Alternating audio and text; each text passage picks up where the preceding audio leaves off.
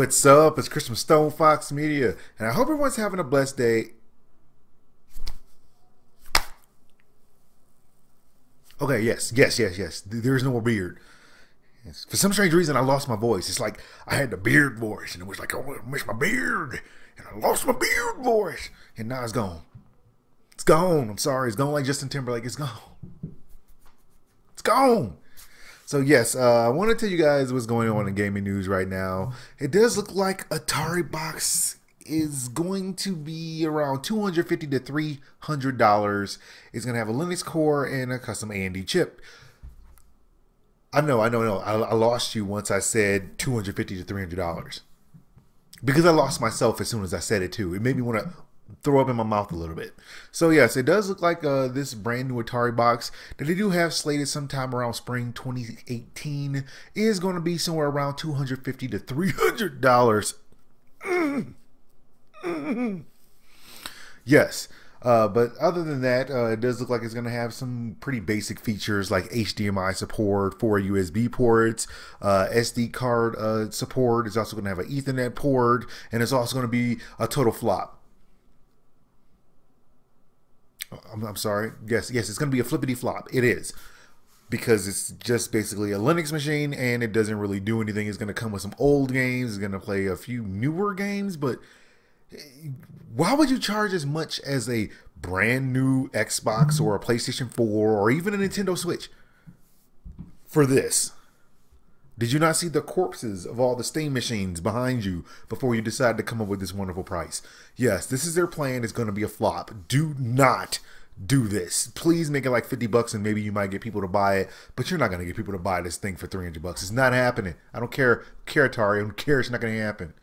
And moving on from that, it does look like if you are highly interested in The Last of Us, well, it does look like on The Last of Us Outbreak Day 2017, they do have a brand new poster, PlayStation 4 theme, and that's pretty much what you're going to get. So if you want to get The Last of Us Part 2 t-shirt, you can get that. They said it won't run out, and they also say you can get the custom poster that they are starting that selling as of today, all the way through to Friday, September 29th at 10 a.m. Sorry, PT time. So yes, you guys can basically get your hands on that. It's just kind of a hint at The Last of Us. I know the first one was so good. It was such a great game. I don't know when this one is coming out. They have no release date for it, which basically means it's probably going to be either end of next year or 2019, which basically makes me so angry because it's a long time away and I am impatient when it comes to this particular game. I usually don't play games that are mixed somewhere in a horror genre, even though it's really not.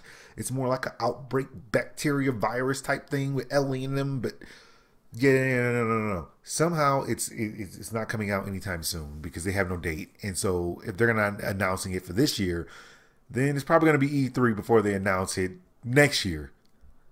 But I can wait. Oh, okay. Sorry, my disappointment stopped me from moving forward. And moving on from that news, if you guys are also interested in wanting to know what Sony plans will do about the Nintendo Switch, nothing, because Sony has no plans to compete with the Nintendo Switch.